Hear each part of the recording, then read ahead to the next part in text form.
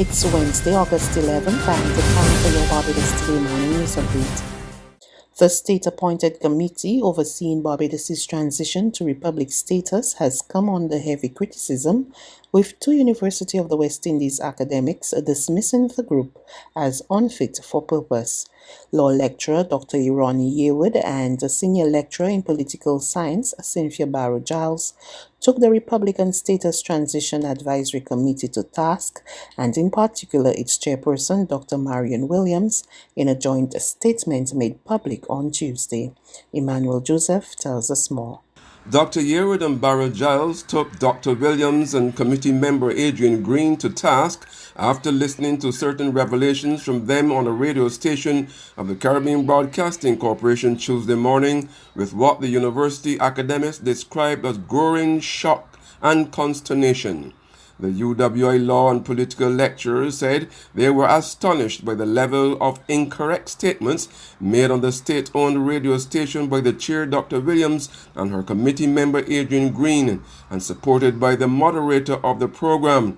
The intellectuals listed a series of what they said are incorrect statements, including a pronouncement that the president of Guyana was elected for life and that there are 6 opposition senators in the upper chamber of Barbados' parliament.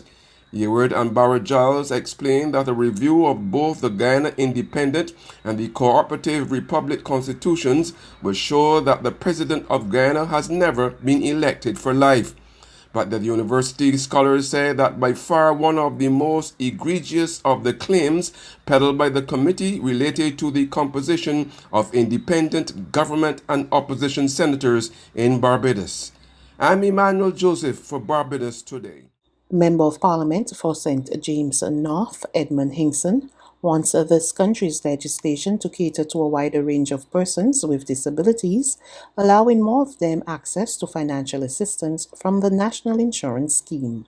Hinkson said that presently only blind and deaf persons are entitled to monetary benefits under the NIS Act, which was enacted back in 1967. He advocated for a change to the original legislation in Parliament yesterday.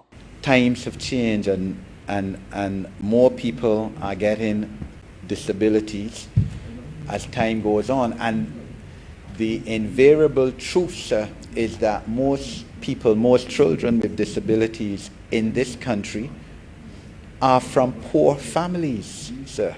That's the reality of the situation. Most people with disabilities come from poor families who struggle on a daily basis to be able to support them financially.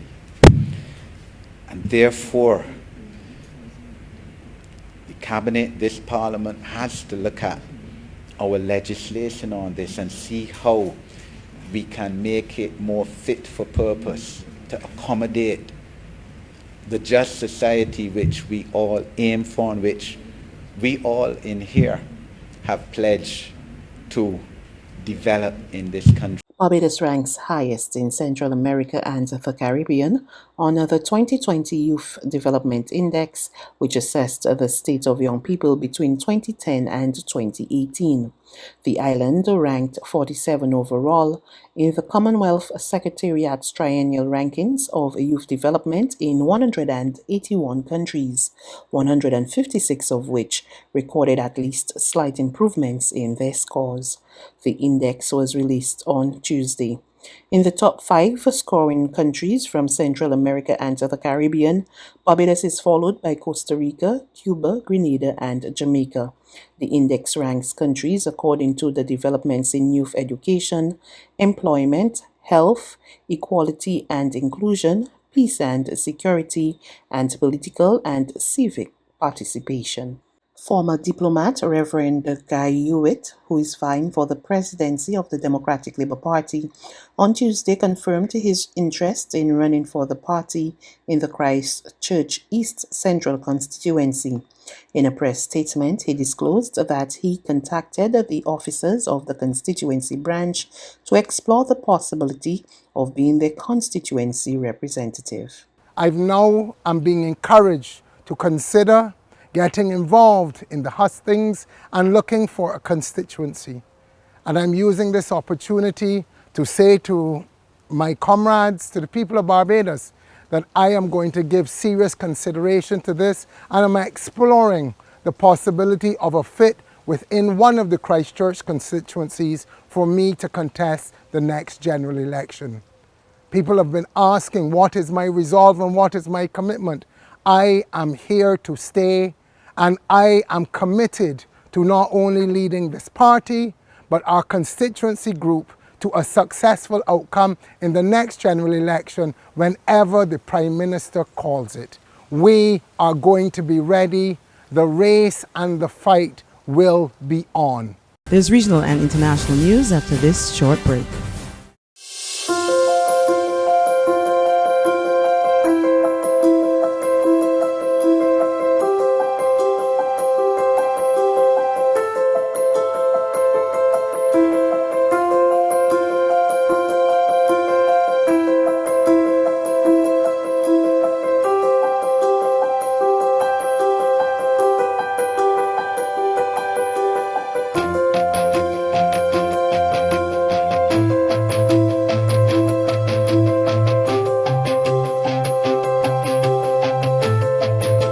Barbados Today, news you can trust. In news from the region, Antigua and Barbuda's Prime Minister Gaston Brown has made it clear that his government will not make the COVID-19 vaccine mandatory, even as he questioned the rationale behind last Sunday's protest, which was dispersed by police with the use of tear gas. More from ABS News. I asked, for what purpose? Why protest against a vaccination you're not required to take? Prime Minister of Antigua and Barbuda, the Honourable Gaston Brown, is assuring the public the government is not making COVID-19 vaccination mandatory. We have made it abundantly clear that no one, absolutely no one in our country will be vaccinated if they do not wish to be. We uphold that right and respect it. With regard to the Rastafarian community, we also recognize that their religious belief rejects vaccinations. I have said in various fora, we are not challenging those in the Rastafarian community who follow their faith. Prime Minister Brown's comments come as a protest which authorities say was illegal descended into chaos on Sunday. The government has implemented a number of measures to encourage vaccination, including the requirement for all patrons of bars be vaccinated. Cash incentives have also been provided. It would be a highly irresponsible, if not a reckless and careless government that does not seek to protect the population of the country from infection by a deadly virus.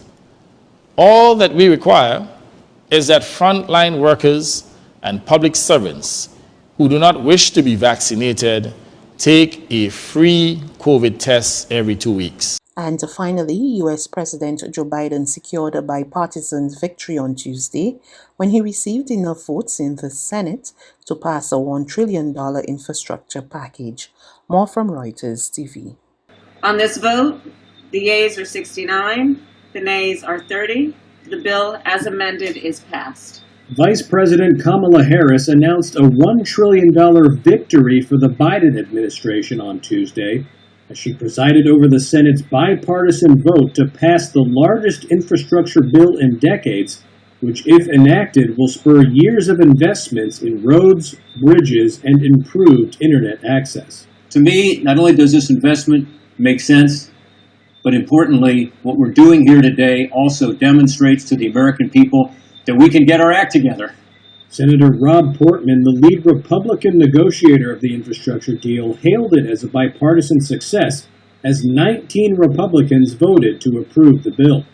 This bill shows that we can work together. President Joe Biden celebrated the bill's passage and urged Congress to send it to his desk as soon as possible. And now we proceed to the second track. But Biden wasn't likely to sign the bill into law anytime soon, as Democratic Senate Majority Leader Chuck Schumer kicked off debate on a much larger budget plan totaling $3.5 trillion to address climate change and boost health care and social spending. The plan is resoundingly opposed by Republicans, and therefore one that Democrats will almost certainly have to pass with a simple majority in a maneuver known as reconciliation. That's news. But for the very latest, visit us at www.barbadostoday.bb. You can also subscribe to our e-paper, email updates, or like us on Facebook, and sign up for our breaking news alerts via WhatsApp. We're also on Izumi Media in bus terminals, as well as screenplay at supermarkets and gas stations near you. And you can also hear us on Mix 96.9 FM and Capital Media HD 99.3 FM.